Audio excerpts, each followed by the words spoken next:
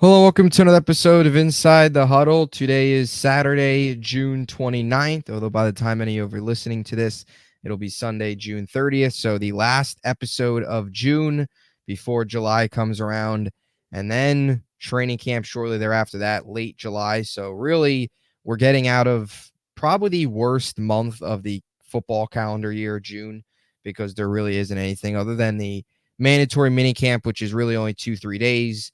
And it's still practices in shorts. It's not much substance there.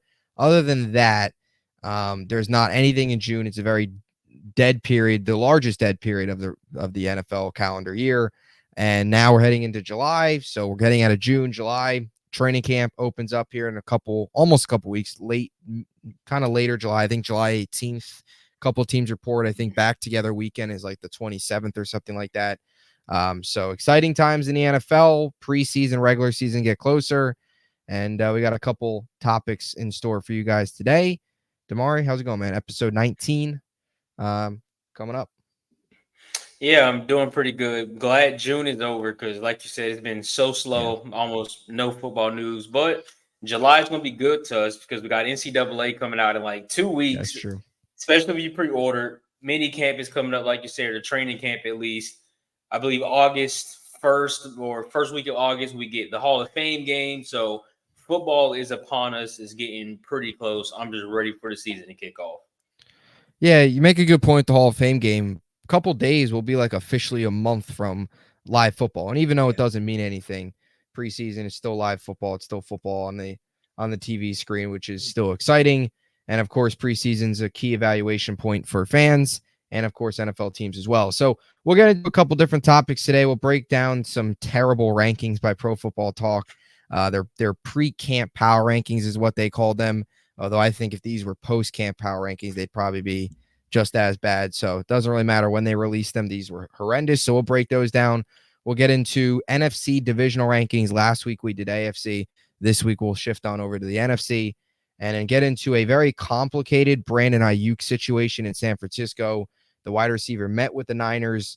He's all over the place. He says he's going to be either a Commander, a Steeler, or a Niner. For a while, it seemed like he wanted out. Now, all of a sudden, it seems like those meetings are good and he'll return. So, what the heck is happening with the Niners receiver? We'll break that down. But we'll start with these rankings. We'll throw them up here on the screen. We'll keep them on the screen here for the majority of this topic because, I mean, you don't have to be a diehard NFL fan. You don't have to be a super football fan to realize that these rankings are pretty bad. Now, the first couple aren't terrible, right? Chiefs, Niners, Lions, those are, I think, solid. I think most people would agree. Probably Ravens 4, most people would agree. But then you kind of go haywire after that.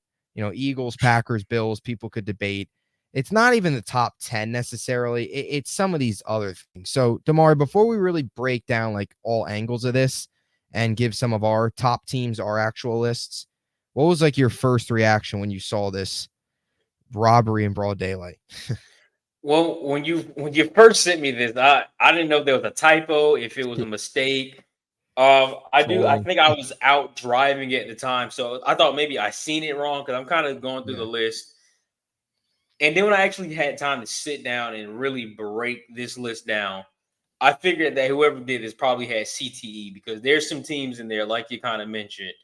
Uh, the Chargers, for example, at 15, where you're kind of just like, are these jersey rankings maybe we're talking about? Because there's a few teams that's a little, out of where they're supposed to be. This list is terrible, but like we said off air, this gives us something to talk about with all the slow news. So if they really wanted a way to troll and kind of, get some attention to PFT, this was quite the way to do it Yeah. because this is a very bad list. Yeah. We are definitely giving this attention.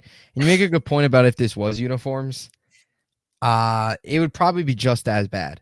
The Yeah, Niners uniforms are really good, but I don't think the Chiefs uniforms deserve to be number one, not personally. at all. I mean, Um, if it's uniforms, we're going Lions at one. We have to. yeah, Lions are up there. I think the Niners are definitely top 3, top 5 in uniforms. I like their uniforms. Yeah, The Panthers at 32. I think the Panthers are probably better than 32. 32 would probably be like the Giants, maybe 100%. Yeah, they've got some. somewhere down there. just like the regular roster. I'll probably say Broncos at 32, along with where Yeah. they possibly do rank with their roster as well. Yeah. So Giants, Broncos, bottom two uniforms, bottom two rosters. That would have been a little bit more accurate, but right now, this list isn't it. And I've been in that boat as a fan where the Jets have had some of the worst uniforms in football over the last couple of years, and they've had some of the worst rosters. Not a good place to be as a fan because you can't fall back on anything. And unfortunately, those two franchises seem like they're going through that. But when you look at this list, like I said, the first couple, it seems normal. But then you get the Bills this is where things kind of go crazy. You get the Bills at 7, which, look, as long as they have Josh Allen, they're going to be in conversation to get to the playoffs and potentially make some noise. But in terms of actual roster and stuff like that, the Bills are not 7. They don't have a legitimate number one receiver. Keon Coleman's good, good rookie, but he's a rookie. You're asking a lot for a rookie to come in and fill the shoes of Stephon Diggs essentially in year one. You're asking a lot out of him. And then, the Chargers might be the biggest just dumpster fire on this list. You have the Chargers as a top 15 team in football over teams like the Cowboys, over teams like the Bears, the Colts, the Falcons, the Jaguars. The Jets at 25 was ridiculous when I saw this. I mean, the Chargers, there is not many teams the Chargers are better than from a perspective of the teams that are ahead of them. I mean, you could count probably about 10 teams, 11 teams that are behind the Chargers that are better than them from a talent perspective. The Chargers don't have a legitimate number one receiver. They're in year one with Harbaugh. Of course, there's no more Eckler. Like they've got some problems. I guess if you wanted to, break it down too a little bit, just some of the mistakes on this list. I mean, just to the point of the Chargers, unless they think Justin Herbert this year is going to be like LeBron in 2018 or his first stint with the Cavs, where it was literally him and kind of a bunch of like concession stand workers he took to the finals. Justin Herbert's he's not taking his team to the playoffs. This team is, and we've already talked about the Chargers so much, even when we did our division rankings last week, where they're probably the third best team in their division. Like we think the Raiders are going to be better than them. We obviously know the Chiefs. So if it wasn't for the Broncos, I mean, being just as terrible as they are, we will be talking about the Chargers as obviously the worst team in the division and probably the worst team in football. So I don't know where they came in at 15 here, considering that they didn't really keep any of their talent. They got rid of all their talent. And maybe 3, 4, 5 years ago, when you looked at the names on the defense and you're like, all right, Derwin James and, you got Bosa, you got Khalil Mack. You're like, okay, this defense is going to be lights out. But they're probably one of the worst defenses in football, too. I don't know if you watched a lot of Chargers football last year or just that defense specifically, but that wasn't a good unit whatsoever. So them at 15 is a head scratcher. Bills at 7. Even the Packers at 6. I'm not too big on the Packers. I might still be a little too salty from, that playoff loss that we took on our home field. But I just feel like the hype is too much hype around the Packers right now. I don't know. This list is a head scratcher. It's bad. Yeah. Yeah, and to your point too with the Chargers, like they're defensively, just some of the games that we saw last year, they lost to Miami right out of the gate 36-34. Their defense did nothing in that game. Then they let up 63 points to the Raiders and Aiden O'Connell, which if that doesn't show bad defense or scream bad defense, I don't know what does. They also had a loss against the Lions 41-38. There was a couple games here where they put up 30 plus points and lost because their defense was allowing 30 plus, 40 plus points. So, their defense struggled, and it's really not, seems like it's not getting any better. It's getting older, actually. Khalil Mack's another year older. How much does he have left in the tank? Bosa is still solid, but even he's been, around for a while, and he's had 2 seasons over the last 2 years that have been plagued with injuries, 14 games combined the last 2 years. So he hasn't been on the field much, which I guess if you want to counter and say, oh, well, when he's out there, they'll be better. But one guy doesn't make an entire defense. The secondary's got some problems. it's just the Chargers at 15 and in the weapons on offense, they've got a bunch of number 2 receivers pretty much. Not even number 2. They got like a lot of they're asking like Joshua Palmer, Quentin Johnson. Those guys on good teams are probably number 2, number 3 options that they're asking to be their 1-2 punch. That's just not going to cut in the NFL. So, yeah, the Chargers terrible. And then too, I guess then we could get into some of our rankings as well. But even teams like the Colts, I could see being a little bit higher on this list. I know we were breaking it down a little bit before we started this recording, but Pittsburgh's in an interesting spot. I think you can make the case that the Falcons could be better than Pittsburgh this year. I think you can make the case the Colts could be better, at least have a higher ceiling than Pittsburgh. We've talked a lot about Pittsburgh. It feels like Pittsburgh's like ceiling is like 9-8 or 10-7, but their floor is like 8-9. They're a very boring team. There's not much there. Like Russell Wilson's not going to turn into Super Bowl winning Russ, but he's still an upgrade over what they had last year where, Mason Rudolph, couldn't have forgot his name for a second. Mason Rudolph was starting a playoff game. So is there any other teams there like the Falcons, the Colts that you think too probably could be higher? And the Jets you guys know how I feel about the Jets. I'm not even going to sit here and rant about that because it's just, I'll go on for too long, but the Jets behind the Saints might be the most criminal thing I've ever seen. The Saints at 24, it might be the worst thing. The Saints are terrible. They are terrible. Their weapons are worse than the Chargers. And Derek Carr is mid. He's literally mid. There's no other way to put it. He's like a slightly better version than, I don't know, Daniel Jones. That's what he played like. What you're feeling with this Jets disrespect in our last week's show, or of kind of Aaron Rodgers being talked about missing some practice days, that is what it's like being a Dallas fan during the offseason. Yeah. Like whatever to talk about to kind of get the blood boiling of the fans. Yeah. That's what they're gonna do. And we're gonna let you get on your rant. I know you want to. You said you're not going to. I think you should. But before we get into it, I think that one team that you just asked about where I'm thinking could be a little higher. Obviously, the Falcons. I've been riding high on the Falcons since Kirk Cousins signed, but I think the Bears are criminally low. And I know their quarterback's unproven, but just say for instance, if like a Kirk Cousins or a Geno Smith, a Trevor Lawrence was on this Bears team with this roster, they would be in the top 8 easily. Yeah. It's just Caleb Williams is unproven, but just the names on that roster, I think they have one of the best in all of football. So kind of contradicting to on where my ranking is. If you were kind of curious, I'm obviously, like I said, I'm not going to get into the full 32, but I got them at 20.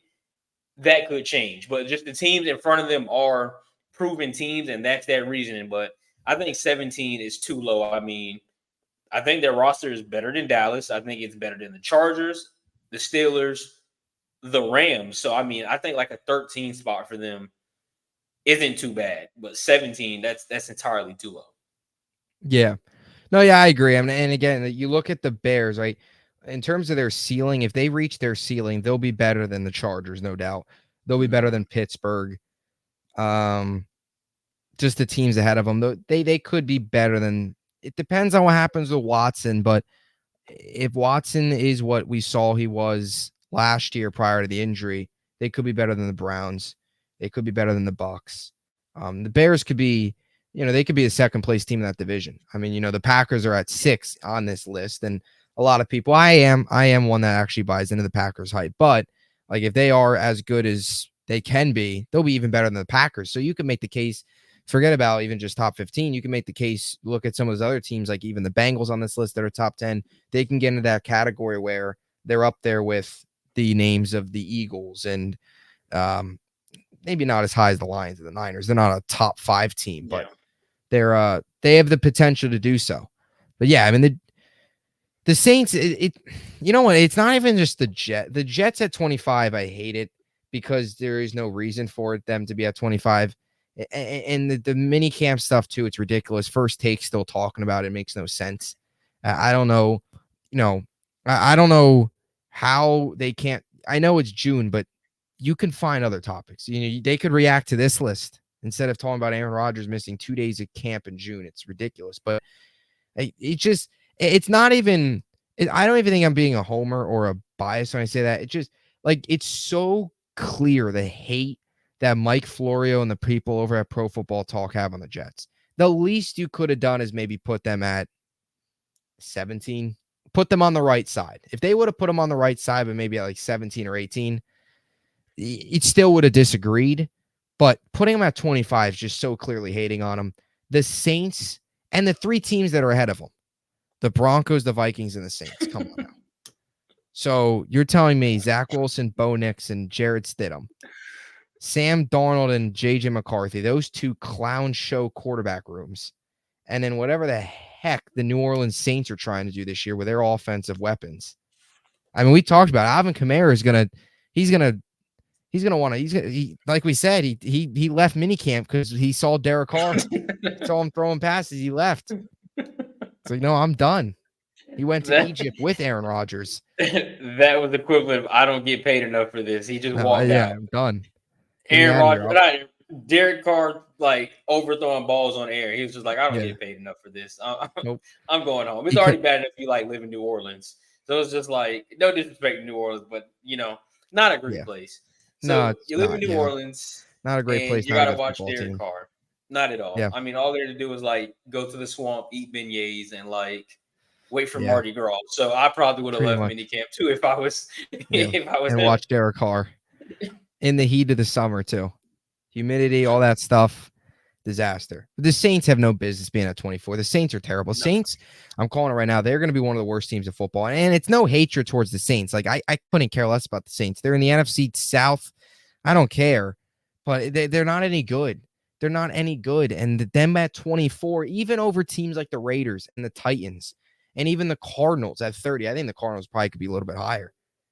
The Jets they're the top 10 roster in football. I call me biased, but I think there's a lot to back it up. On paper, they're a top 10 roster in football, but all of this is based off of paper, other than really the Chiefs, Niners, and the Lions, and the Ravens, I guess.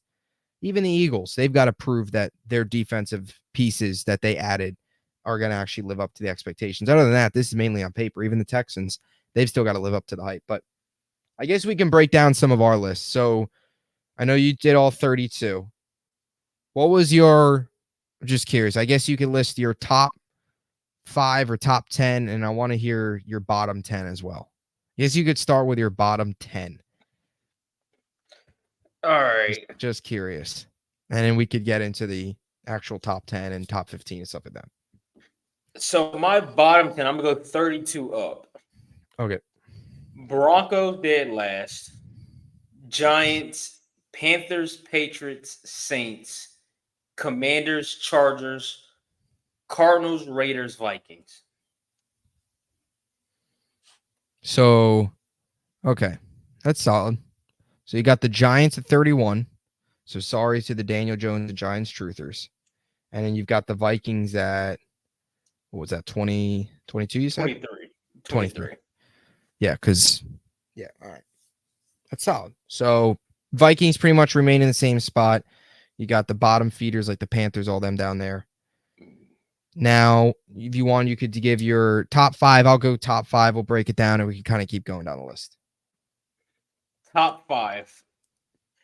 1 and 2 is going to stay the same. 1, 2, and 3 is going to stay the same for me. I'm going to bump the Texans up to 4 from that 10 spot. Why are they at 10? I have no idea.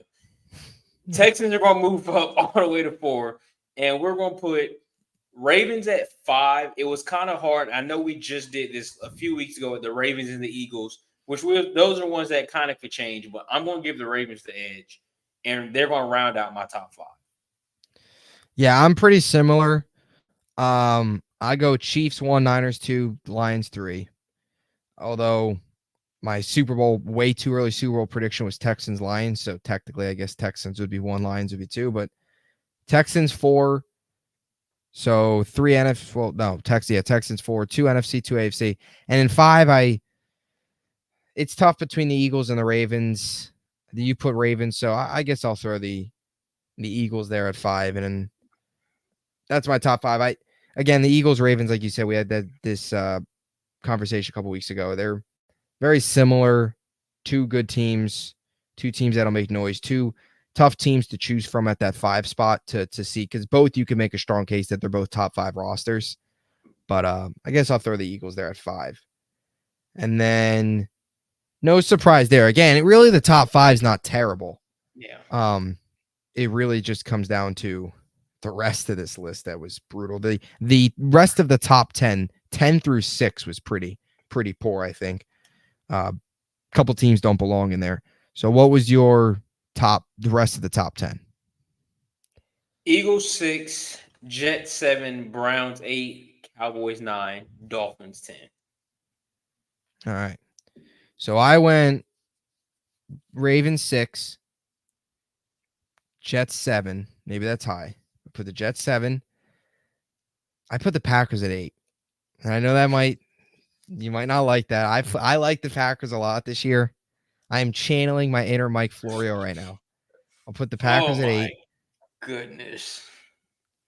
Cowboys 9. And rounding out the list, I'll put the Rams at 10. You did not put the Rams at 10. You left the Dolphins out and put the Rams at 10. I have the Rams at 19. That is crazy. I probably should put the Dolphins at 10, but you gotta want to change it up a little bit. That is the 10. I could make the case for the Bengals too, still at 10. That is true. I mean, I could make I the got case them for the Bengals close. I'll put the Bengals at 10. This list is still on the fly. I'll put the Bengals at 10. So 6 through 10 is Ravens at 6, Jets at 7, Packers at 8, Cowboys 9, Bengals 10. All right. That's still a little bold. Rams caught me off guard. They caught me off guard. Yeah. I still feel like I don't know. I just don't. I just every year to me it's the same thing with Miami. They're going to be good in the regular season, not going to get it done. The Rams, at least I could trust to win a playoff game. But I mean, you could have that same argument with Dallas, who you have in your top 10, who we both have in our top 10. I could have that same argument. You're right. And I'm a Dallas fan, and I know, like, I mean, we're definitely not going to get it done. Yeah. I mean, I could have that same, even to the Eagles to a certain extent too. I mean, they got to the Super Bowl, but last year was terrible. You know, you have questions about how they're going to respond. And in the Jets as well, they're still unproven. So you do make a good point. Niners too. I mean, we talked about that. Yeah, I mean the Niners, they can't get it done in the championship or the Super Bowl. But I mean, yeah, the Niners are. I think the Niners are. They'll get back and they'll find a way to lose again. I just see it coming. It's gonna happen. Just blunt and honest. So they're gonna get there, but don't celebrate. I mean, how many more years can Shanahan take of a Super Bowl loss? Right. Not to get off topic too much, but if the Niners lose this year, and I know we'll get more into the Niners later, but if the Niners lose this year, that's it for Shanahan. There's no way they bring him back going 0 for 3 in the Super Bowl, right? Especially, let's say, if it's to the Chiefs again. Let's just say. That's tough. But I mean, times to the same team. I don't care if it's Patrick Mahomes. You got to win one of those. It's just tough to say because you look at, like, we can just look at this list kind of all together. So yeah, outside of like Andy Reid, you just like, okay, what other coach is really going to get you there as many times as Shanahan got you there? But it's also, I'm also kind of the argument of like, if you had a Harbaugh, if you had a Dan Campbell, if you had a Mike Tomlin, I think they win one of those Super Bowls with that team that the 49ers have. So like, it can kind of go both ways because it's kind of one of those things like, if it ain't broke, don't fix it. Like, it's like, okay, we're getting there. A lot of these other coaches haven't even gotten there. So you don't want to get rid of them, but I see your point too, of just like, okay, if you keep getting there, you can't win. We're going to have to find somebody that can eventually get us over the hump. Yeah. No, yeah, you're right. At some point, you gotta get it done. And it's a couple coaches in the NFL are kind of experiencing that. In terms of like, you got to get it done. Like, I think Sean McDermott, for example, in Buffalo, not to just point out the Bills, but it's another one. how many years have they been to the playoffs now and they've been knocked out? And it feels like it's the same way they get knocked out in a crushing fashion where they can't close out a game. Whether it was 13 seconds, whether even if it was last year when McCole Harmon fumbled that, they were giving the Bills the game and the Bills couldn't take it, couldn't win it. Now, I get it. McDermott didn't kick the field goal that missed it, but still, the Bills had chances to completely put the final dagger into Kansas City, and they couldn't do it at home. And they also lost to Burrow at home. So they've had a couple bad home playoff losses in their home building, and they had chances in both those games. So even he's a guy that his time could be up if they lose again, let's say in like the title game this year, and they fall short. Like, you need to find a coach that's going to get you over the top. So yeah, Shanahan too, like we said. But okay, so 10 to 15 or 11 to 15. What do you got? Ooh, I feel like this can actually kind of change. I'm looking at it. Yeah, But for now, I got my 15 is kind of, my 11 to 15 is kind of all over the place. Just like my this top is 10. actually tough. But Bengals at 11, Packers 12, Falcons 13, Steelers 14, question mark. I don't know why I put them there, but I just give their defense the edge. And Bucks to round out 15. So yes, I do have the Bills outside of my top 15 for Bills Mafia that might get upset, but Josh Allen's not Superman. So yeah, I think that's what I got. Steelers, though, that's one of the ones I feel like I could take out. I could put the Colts in there. We can argue the Jaguars with the Rams, the Bears. Like, there's a few teams we can argue right there, but I think for now I like what I have from 11 to 15. Okay, so I kind of just made this up on the fly. I'll go Dolphins at 11. So I'm going to rearrange what I said earlier. Rams at 12. Okay. I like that. Bucks at 13. Okay. Colts 14. Steelers 15. Out of curiosity, where do you have the Falcons on that list of Falcons? I'm not saying to change it and rank them. I'm just curious on where you have them at. Just from a standpoint, like, they are unproven. I'm giving them a lot of leeway and a lot of grace, but they would be at 16 as of right now. I think that's pretty solid. They're probably gonna be better than the Steelers. But again, they are unproven. The Steelers, we know, are gonna probably win 9 games. You still don't know. He is coming off a torn Achilles, just like the Rodgers. Yeah. So I'll go Steelers at 15, but the Falcons would be at 17, and I would probably say Bears 18. And then where do I have the Browns? I don't like Watson. I don't think the Browns. I don't trust Watson. Oh, the Browns are a tricky one because their looking back last year, you have no Nick Chubb. Yeah. And David Njoku becomes, he might be reaching top 5 tight end territory after this year, depending on how that year goes. But like, no Nick Chubb, Njoku kind of forms into a great, obviously everything with that defense. And now it's just Deshaun Watson just remembering how to play football. Like, I feel like it's one of those teams that's kind of hard to rank because defensively, they can easily be top 10, top 8. I mean, I have them for 8, for instance. But it's like, you can get Deshaun Watson that puts you in top 10, or you can get Deshaun Watson that puts you at 20 or lower. So that's kind of one of those ones where you're unsure, because I feel like from our list, every other quarterback, you at least know, like, this is what they're going to give you. There's some type of form of consistency or some way you can kind of lean of what type of year they're going to have. Deshaun Watson, you have no idea whatsoever. Yeah, definitely. And again, he was dealing with the shoulder, I know, which, I believe, the shoulder. Yeah. That was, yeah. And now he's healthy now. He's got Chubb back into the fold.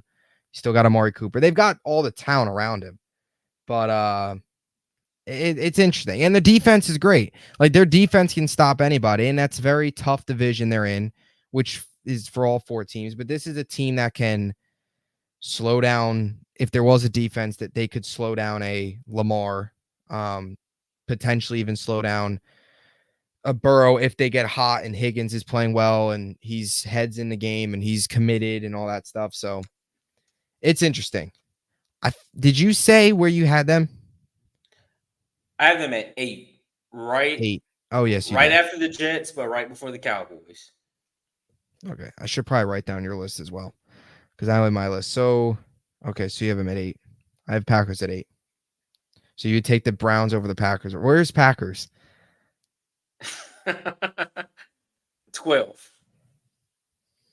Which it's not too disrespectful. Like, I'm giving them some respect, but I mean, I'm giving the edge to the Bengals. I'm giving the edge to the Dolphins. Kind of ones where I kind of got them just right outside that top 10. Just they're more proven. I mean, I don't Yeah. really want to say Miami's proven, but it's one of them instances with Tua. And I know you can argue how you kind of just said it, like they've also proved like they can't get it done in the playoffs. But last time I checked, Tua doesn't play defense. So Yeah. it's one of those things where I'm gonna keep them at 12. I'm really not buying into the hype, but I'm gonna give them a little bit of leniency and respect from last year. But I don't think they're sneaking up on nobody this year. Kind of similar to last year. Yeah. We'll keep them at 12. So then who's your 15 or 16 to 20? I have that team that plays in Niagara Falls up at 16. Colts 17, and I like the Colts better than I like the Bills, but Josh Allen just gives them the edge. Colts, Jaguars, Rams, I'm gonna give the edge, and I got the Bears at 20.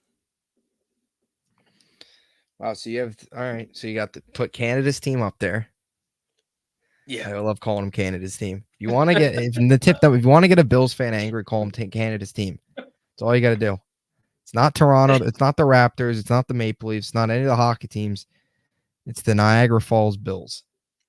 all I can say about that there, I do remember Yu-Gi-Oh! Like Championship wins are last falling year. faster than Niagara Falls. Sorry about that. I had to get that out. Last year, me and my girl was planning a trip. We're like, okay, let's go to Buffalo. Why did she want to go to Buffalo? I literally have no idea. I feel like she just circled a random spot on the map or like one of the pins and was just like, okay, let's go here. So we were looking at things to do, and it's literally like a 20-minute drive to Canada. Yeah. So that's technically Canada's team. I'm going to agree with you on that one. Yeah. I have the Bills similar to you. I feel like as much as we've bashed the Jags, throw the Jags, I feel like the Jags are somewhere in that conversation based off of talent. It's interesting. I know the Saints are not sniffing anywhere near the top 30 on my list. They're lucky if they get inside the top 32. Where do you have them? Saints, I'll put them at like 30. They're awful. I hate the Saints. Nothing against the Saints, but I'm rooting for them to win 2 games this year because them against them, and this isn't a Saints' fault, but just seeing the Saints one ahead of the Jets on a list is going to make me hate them this season. So I'll put the Saints at 30. Well, I don't like talent-wise. They've got the talent of a 30th ranked roster in football. Talent, right? And the division got better. If I am being honest, I think I'm going to change this because to where I have it. If you look at their roster, right, the Saints, so you have Kamara, which is fine, but let's say he gets dealt. So you've got no running back. Jamal Williams is all right. But then your receivers are Chris Olave and Inhu. Rashid Shaheed, Cedric Wilson. Huh? And I believe A.T. Perry, who I played against in high school, he went to Park Vista. They did draft Bub Memes out of Pitt. I believe he was out of Pitt. No idea and who that is. Deep receiver draft, so maybe they hit on him. And then, don't forget about the legendary Taysom Hill. Okay, tight end, whatever the heck he is, everything.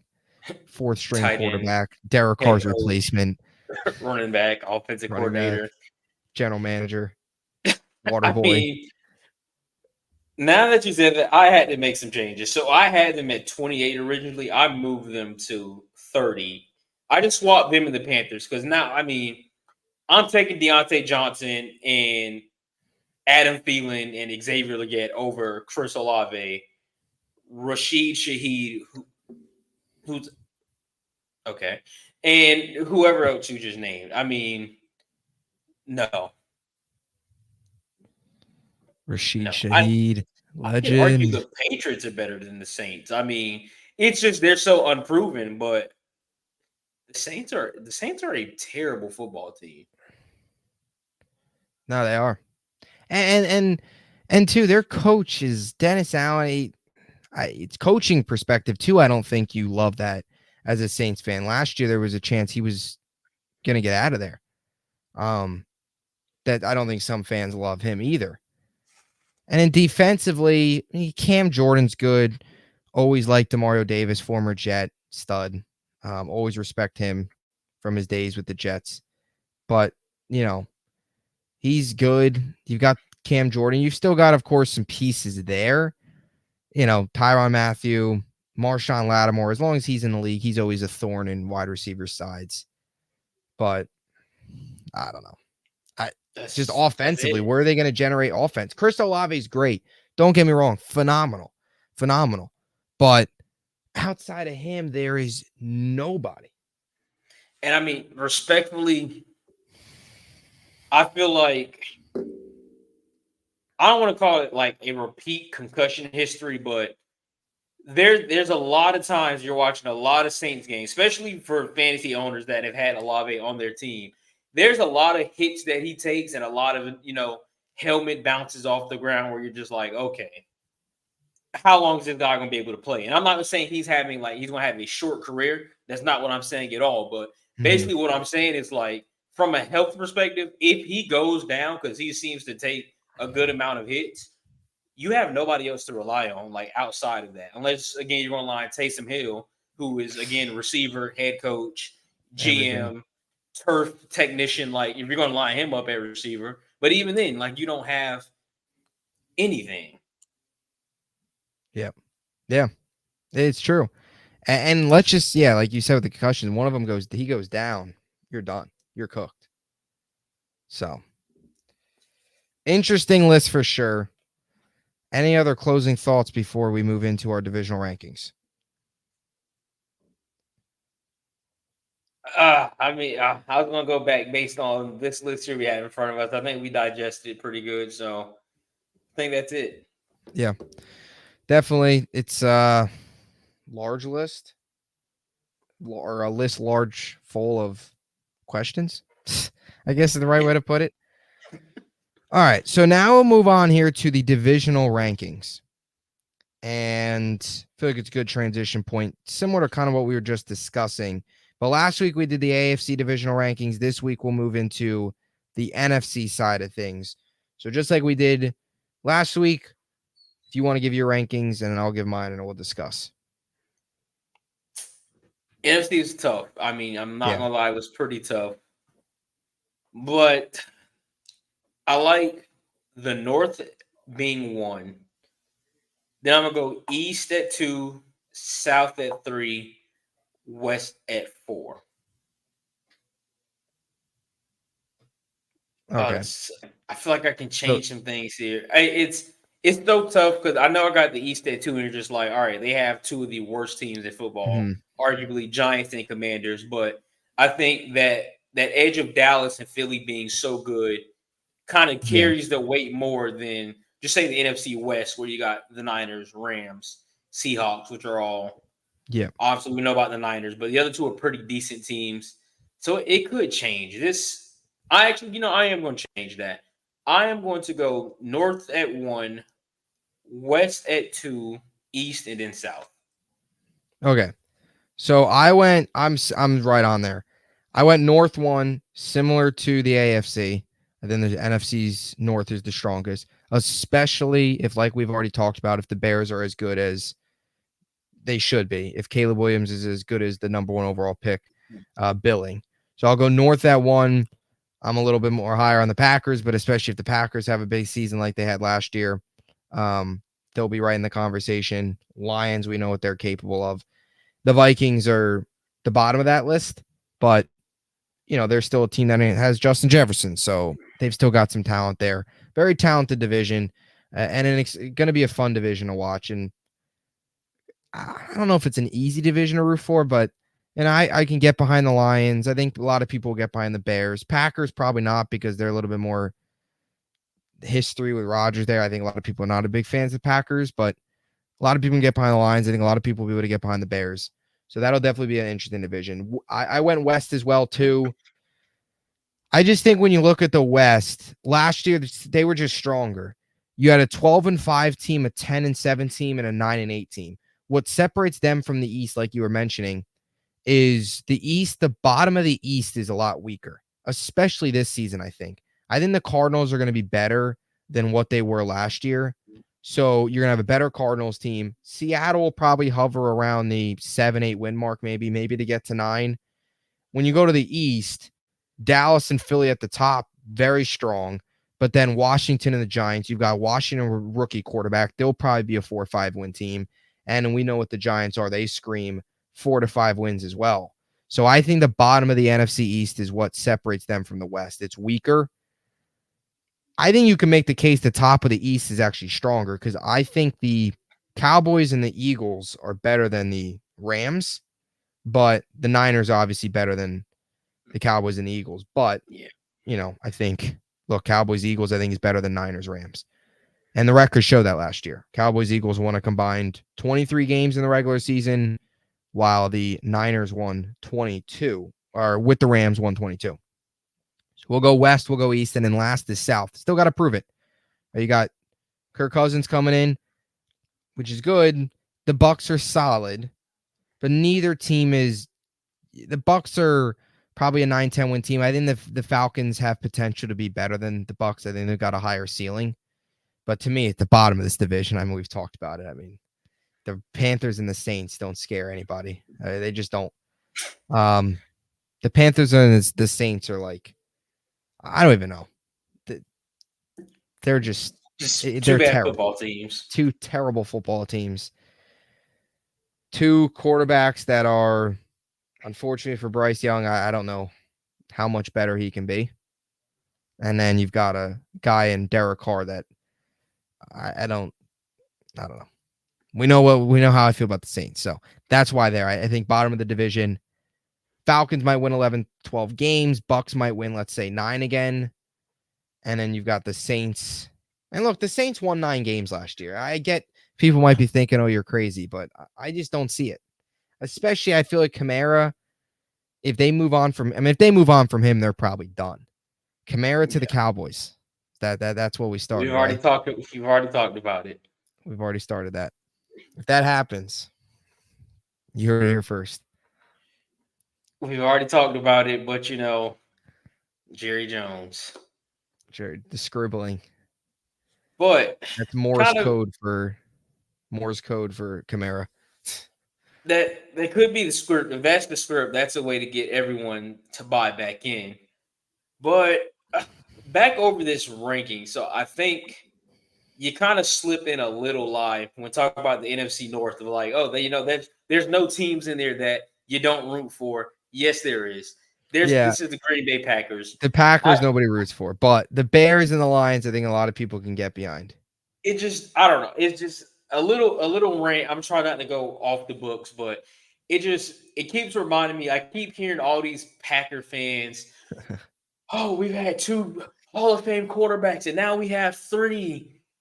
No, you don't. You like Jordan Love. Okay, Jordan Love had a great year. Congratulations. But to throw the Hall of Fame quarterback, are we serious? Are we serious? Did you go to happy hour at Buffalo Wild Wings? Are you drunk before 4 o'clock? You do not have a Hall of Fame quarterback. Because I guarantee you, if he has a stinker this year, they're going to want to ship him out of Green Bay. So, I don't know. It makes me so sick that I just keep. And I have a family member, this one odd family member was a Green Bay fan. I don't know why. But just every time we talk, we have 3. Just one. Where did you go wrong in life? What did your parents, how did they raise you wrong? Anywho, she's always talking about how Jordan Love's a Hall of Fame quarterback and he's going to win the MVP this year. Just shut up. I'm so tired of hearing about it. I hate the Packers. I've always hated the Packers. I hated the Packers because Aaron Rodgers was there. And now I just hate them even more because they're just overhyped. They're just North Dakota State with like a fancy football stadium with some history. Like, shut up. I hope the worst for Green Bay. Jesus, oh my gosh, I really hate the Packers so much. I do. Like, there's is this some of the is this the history between the Cowboys as well? That's the part of it. I mean, they cheated us in 14. Dez definitely caught the ball. Yeah, Dez did catch that. Jared Cook, like, making plays that he's probably never made in his entire career against Dallas, of course. I hate Green Bay. I do. I really do. If I can give you a ranking of teams that I hate, like a top 5, Philly is going to come in at number 1. Let's see. Let me go back to my list of 32 to just get it accurate. We're gonna go Philly at 1. We're gonna go to Patriots at 2. The Niners at 3.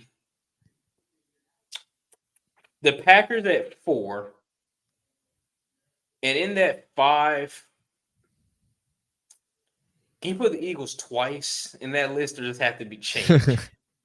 I'll probably go to Bills. 1, I'm going to go to Bills at 5. I hate that fan base too. Yeah. My most hated would probably be, it was New England for a while, but now that they're terrible, it's like, I don't know. They're irrelevant now, but I would still probably say New England, Buffalo, Miami. 3 teams in the division I hate. I hate Pittsburgh 4. Don't like Pittsburgh. 5.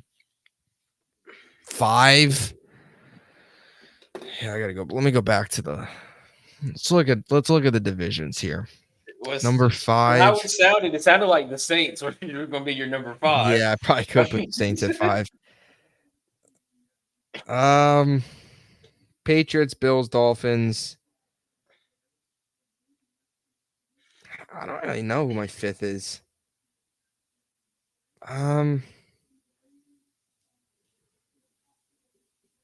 It's not a lot of hateable teams. I think outside of your division, like, there's not really that many I mean, hated teams. I know people hate the Chiefs. I really don't care. I don't care. I mean, I'll probably hate them if they knock us out of the playoffs, let's say. But and that's the thing too. The Jets have been so irrelevant for so long that there really hasn't been any team to hate. It's not like a team. It's not like the Ravens or the Bengals or somebody has knocked us out of the playoffs like 4 years in a row or 4 of the last 7 years or something. And I hate them for that. The Jets haven't made the playoffs in 13 years, like other than the teams in my division. And then the Steelers. I hate the Steelers because I don't know. There's a lot of people I know that are Steelers fans, and I'm not and then they beat us in the 2010 AFC title game. One of my earlier Jets memories. I still just hate them for that. So I always hate the Steelers. Although I have a lot of respect for the Steelers. I have a lot of respect for Mike Tomlin.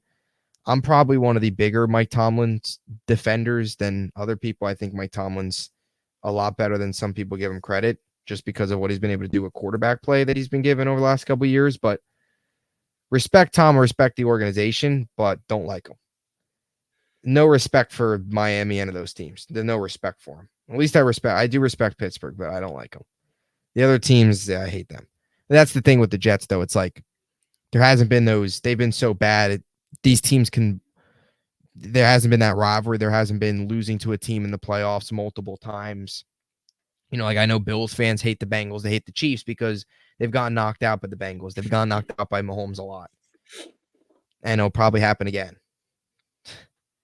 I will say, though, probably if the Jets lose to somebody this year, I'll hit them in the playoffs. Like if the Jets lose to the Bengals in the playoffs, I'll despise the Bengals because it'll just be like the 13-year playoff drought to get to the postseason and lose. It'll be brutal. That would be pretty brutal, especially to a team that's like, especially for the team that's been irrelevant. It's like shipping everybody off. Yeah.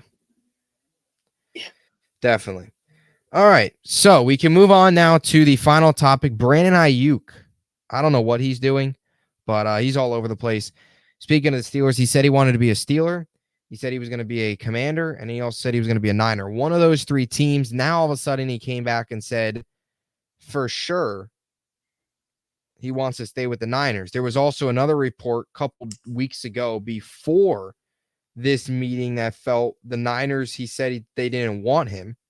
Now he says he's going to return, and it seems like the meeting went well. So it has been a crazy couple of weeks for these two sides, San Francisco and their star wideout and Brandon Aiyuk. I really like Aiyuk. I've liked him for a while. I think last season was just a big year for him in terms of putting his name officially on the map when it comes to some of the top tier receivers in the NFL. But in terms of guys that are having bad off seasons, Aiyuk's right up there. It seems like this whole contract feud and all this stuff has made no ground. It feels like they're back to square one, right? Because at first it was like the Niners, they were going to look to deal him or Debo. Then everything was okay. Then Aiyuk started saying, oh, they want to trade me. I don't know if I want to be back. And then all of a sudden, now they're back to phase one. Like, it's been a crazy couple of months. And I'll be honest, I've lost a little bit of respect for Aiyuk over these last couple of months. He's giving off those bad diva wide receiver vibes, which is not what you want, especially in a guy in the prime of his career coming off of a season where he had over 1,300 yards. What is your thoughts on this crazy situation for a team that was just in the Super Bowl a couple months ago? I feel like I'm honestly watching a high school couple that like cannot make up their mind. It's like, oh, I don't like you. I want to break up. Oh, wait, no, actually, I miss you. Actually, I don't really need you. Actually, you know what? I made a mistake. I'm coming back. Like, pick and choose what's going on both sides, because the Niners are kind of just like you said. Well, no, we're going to deal them. Actually, we're going to keep them.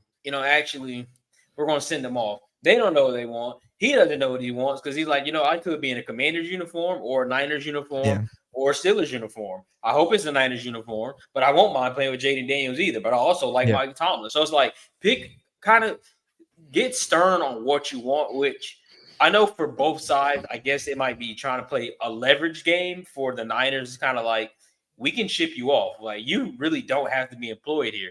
And then for Aiyuk, it's kind of just like, ship me off then. Because, I mean, wherever you ship me, I'm going to get paid. And I'm eventually going to play you. Like, I'm going to run into you later on down the line.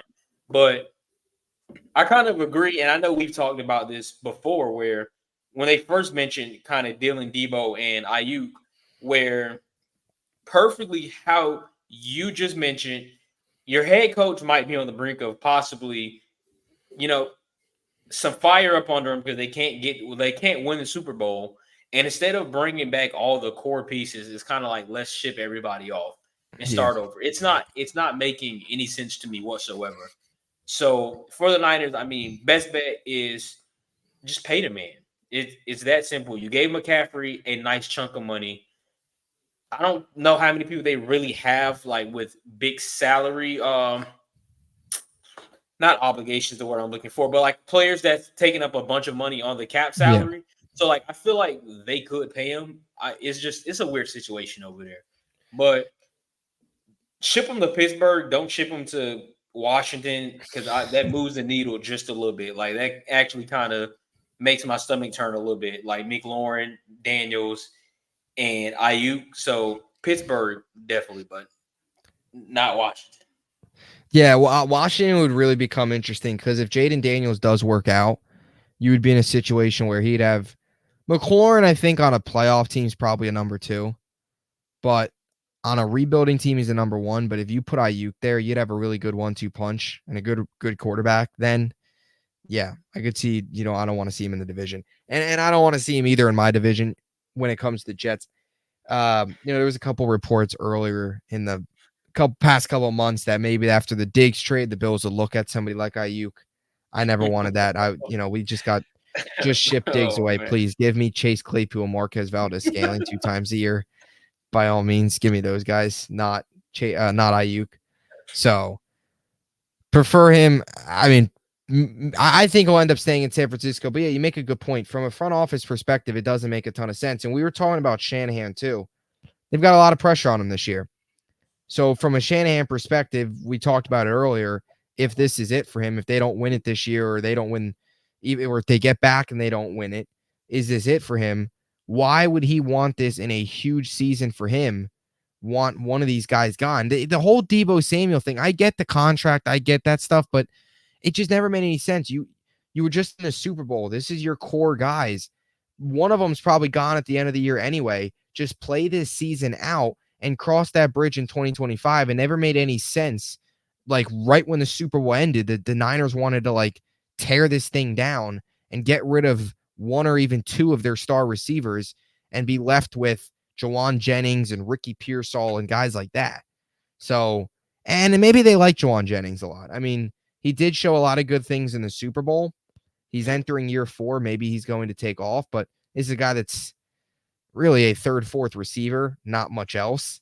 I don't think you can rely on him in a year you want to win a Super Bowl as your number 2 receiver. If you would have gone rid, because the difference between Samuel and Aiyuk to Jawan Jennings is drastic, So I think they got to keep this thing together at least for one more year. You also have Kittle. You've got Juszczyk. You've got a very good offensive line. You've got Brock Purdy, who you guys know our feelings on him. The game? You want to call him a game manager? I know that's very controversial. Call him a game manager. The Tom Brady of game managers. Yep, Brock Purdy. But you've got a quarterback that can get it done. Aiyuk this season, I mean, look, he was 7th last year in yards, had 1,300 yards. It's I don't think it's crazy to say he can go off this year. He had 75 receptions. I don't think it's crazy to say he could hit 80 plus and maybe even hit over 1,400 yards. So, and he missed a game last year too. He only played 16 games. So this is a guy that he plays all 17. He probably has over 80 receptions, maybe finds the end zone one more time. So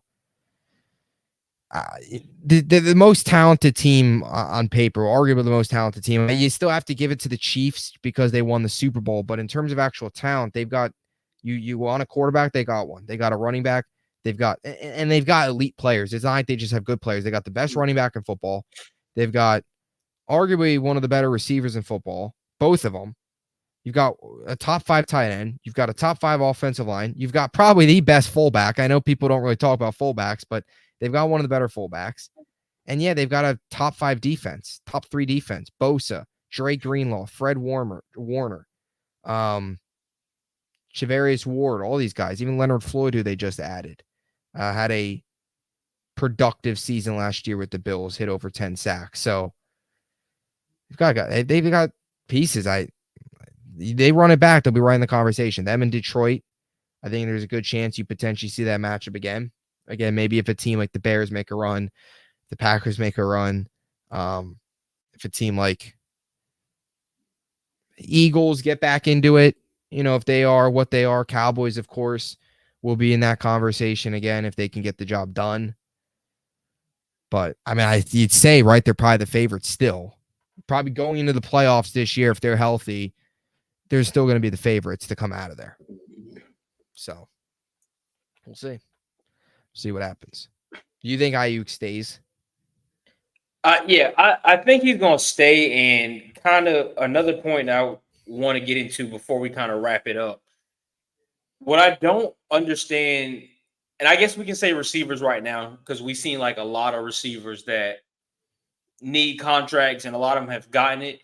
Just the way of, I guess you can call it the circle of like NFL ownership. The way it works is so confusing to me. And I'm really starting to understand it now and why it's confusing. Because like you draft a guy and you're just like, hey, we need you to play 3 or 4 years with like basically no money whatsoever, like for NFL terms, no money whatsoever. And then if you just be consistent and you have 3-4 years of great years productivity and you stay healthy, then we're gonna give you a big contract. And then those 3 to 4 years come up and guys had big years and owners are kind of just like, oh, we kind of have to pay you. We're short staffed. Like we're going to ship you off. Like, I don't know. Like it's not making sense. And it's the same thing with CD Lamb right now. It's the same thing with T Higgins. It's like you draft these guys for high expectations. They come in, they see these expectations, and then it's a question of, okay, do we pay you now or do we ship you off? And a part of what I'm not getting is, every single year, like the market is probably going to continue to reset. And that's what these players are playing for. And I know we jokingly say it with Daniel Jones all the time, but like everybody's now playing like, hey, if Daniel Jones got 40 mil, I'm playing for at least 45. And that's the same thing for receivers. So they're looking at all the guys down the line, and it's like, hey, such got this. This is my numbers compared to his. This is what I want. So I don't see why it's a crime to pay your wide receivers, especially for an instance of Brock Purdy, where you need quite a few weapons to find some success. Just go ahead and pay him, because what are you going to do? So you ship him off. Just say you ship off Aiyuk, and now 3 to 4 years now, Ricky Pearsall is kind of one of the best wide receivers in the league. What are you going to do? Ship him off? Because it's just like, oh well, thanks for your service. Now we're done with you. Let me go draft the next guy. It's like this continuing circle, and I don't get it whatsoever. It's actually a little frustrating because these guys deserve to be paid, especially Aiyuk. Like, I want to pay him Amon Ra money, but I would give him something along the lines of, let me see a guy that's making some decent money. I mean, I don't remember Diggs' contract exactly, but somewhere around the Diggs and somewhere around there, the DK Metcalf. If there's a median between those guys, you give him that. You don't have to make him the highest paid receiver. But I feel like it's kind of messed up how they're just doing these receivers. Yeah, so it's a good point you bring up. Top receiver contracts right now. Jefferson obviously won. He broke the market. Then Devontae Adams,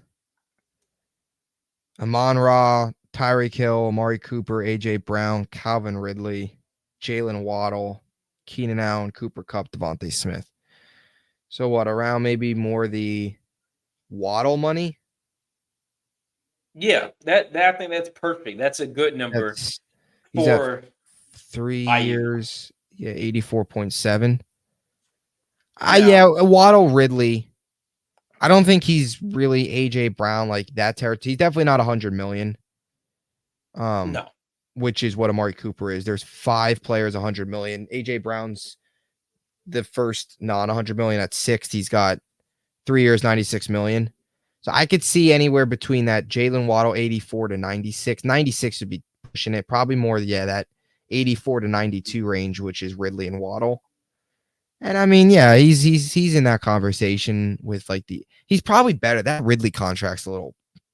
You've already mentioned that before, and I Yeah, agree with you. Where that's a little steep for Calvin Ridley. I mean, yeah, I know he missed a year, but that's steep. He's a good receiver, but he's not 4 million less than AJ Brown, and I think Waddle's better than him, and Keenan Allen's probably better than him, and Cooper Kupp. Could probably make the case Devontae Smith, DK Metcalf, 3 million. Man, DK Metcalf's on a really friendly deal for Seattle. 3 years, 72 million. Wow. He could be getting paid even more. I'll say that's like no money, it seems like, from what Jefferson and Amon Ra is. You're kind of just like, that is chump change compared to the other guys. Yeah. And I mean, and even this year, Nico Collins, if he breaks out, it's crazy. Nico Collins is making more money than DK. Wow. I like Nico Collins, but DK, it's not even that. DK's just not making much. Debo's a little bit behind DK. And then you get into the Pittmans, the McLaurins, the Moores, all those guys. Cortland Sutton's making too much. How much is Cortland Sutton making? It's 4 years, 60 million. Oh, that's a little. I mean, the names around him, the names behind him, Godwin, Judy. Oh my God, Alan Lazard. Chris Godwin is not getting paid less than Cortland Sutton. That's criminal. That is criminal. Alan Lazard on this list, 4 years, 44 million, might be the biggest problem here. This guy should be all the way at the bottom. Him? Who is even paying him right now? He's not even on the roster. Like, the Jets are still paying him? Yeah, Lazard, they're still rolling with him.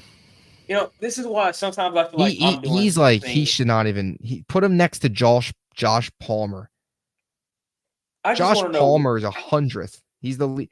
On Spot Track. He's all the way at the bottom of the list, and that's who the Chargers are relying with. And as their wide this receiver one. fantastic list put them at 15. We've come full circle in one episode. Oh wow. Okay. Just to the Lazard point, it's like, what am I doing wrong in life? Like I love my job. I work at the Orlando Magic. It's so fun. I'm working in the NBA, get to work around, But it's like Alan Lazard, literally, all he had to do was run around the field last year, not do anything, and is still getting paid Cardio. from the Jets. I can go run on MetLife turf and do that for the same amount of money. Sign me. You're risking it. You're risking it if you're running the MetLife turf. True, I'll say a lot of that salary might go to like ACL recovery and all those other type of things. But I mean, it's worth the risk, I guess. Or for Lazard, he's got to be spending a good amount of money on wide receiver lessons, route running. Gary Wilson School of Route Running. Gary Wilson School of Route Running. Oh man, wow. Poor Jets. I'm looking through this list. There's some George Pickens is actually at the bottom.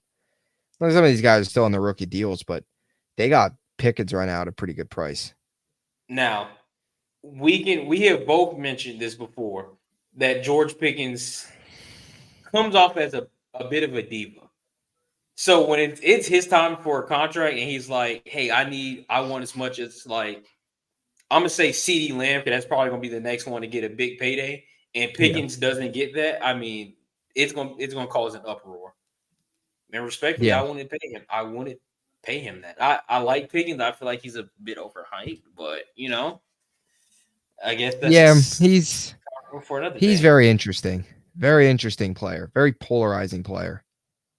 Oh, I feel like with Pickens, he's one of those guys where it's like, and I could be wrong because I don't really pay much attention to Pittsburgh football over like the last few years, but I feel like he's one of those guys where you turn on ESPN or you're like watching a game or something, like one of the NFL games on Sundays, and you see this George Pickens highlight. It's like one hand grab, and you're just like, Pickens is having a hell of a game. And then you go look at it, and he has like 4 catches for 48 yards in the third quarter. You're just like, what? I feel like that's George Pickens. I don't know what his numbers look like last year, but I'm really not on the George Pickens hype. It's the Mason Rudolph effect. You know what's crazy? I know we could close things out here, but just looking through Spot Track, just clicked on Philly. They are giving AJ Brown $96 million and Devontae Smith $75 million. My gosh, they dumped a ton of money into those guys. And the next closest is $4 million. Jeez. From their receiver group, who the $4 million? Is it Devontae Parker? That's my guess. Aeneas Smith. Some random dude. Who that is. Because then some guy who's going to torch Dallas this year. Paris Campbell. Aeneas Smith, it's a rookie contract. He was drafted this year. Paris Campbell, they signed in free agency. Is making 1 year, $1.2 million. Is Aeneas Smith from Texas A&M? I could be wrong, but the name is okay. Yep, I know exactly who that is. Man, their receiving room is it's AJ Brown, Devontae Smith, and that's pretty much it. Yeah, it's very top heavy. There's not much. Paris Campbell, I don't think you consider him much of a. The Giants thought Paris Campbell could be a borderline 1 for them last year. But that worked out well with his eye-popping 100 receiving yards in 12 games played. I do want you to know Paris Campbell was drafted to the Colts to be a number 1, if I'm remembering things right. And to be fair, he has dealt with injuries that's kind of derailed him, but that's true. AJ Brown and Devontae Smith, that is it. And then it's Paris Campbell, and then Aeneas Smith, rookie, Johnny Wilson, rookie, Britton Covey, who barely has played. He's been in the league for 3 years. He's never even heard of the dude. So very top heavy, but it's crazy their distribution on money. It's Devontae Smith, it's AJ Brown, and that is it. So, any closing thoughts before we wrap it up? Nothing. We had a good show. Pretty good one. Especially thank you to PFT though for always giving us topics. That's about it. Yes. Very, very interesting list, but a list that gave us content. That's all that matters. We will be back here probably 2 weeks. So no episode most likely next week, but the episode after that week. So we'll be off next week. Then we'll be back for episode 20. And then really, that's it. I mean, once episode 20, 2 weeks from here, training camp will pretty much be starting. And then just like that, we'll probably have maybe we only have probably because we do weekly episodes. We maybe only have 5 episodes left really of the off season before really actual regular season football before week 1. Because we'll probably have first week of July, we won't have an episode. So we'll have 3 episodes in July. No, we're about 7 episodes because we'll have 4 in August probably. And then, that's pretty much it. I mean, August does give us some preseason. So yeah, I mean, August gives us a lot. August got preseason. You've got more training camp. You'll maybe get some more signings because that's when you have injuries happening. Players sometimes sign on. The remaining free agents, if there is no injuries, they'll just get onto a team. So there's a lot coming up. We got out of June. That's the most dead period. From now on, there'll be a lot more content, especially in August. August is a big month. August is kind of like the start. I mean, the regular season games actually matter, but in terms of content, August provides a lot. So that'll do it. We will see you in 2 weeks back here in July.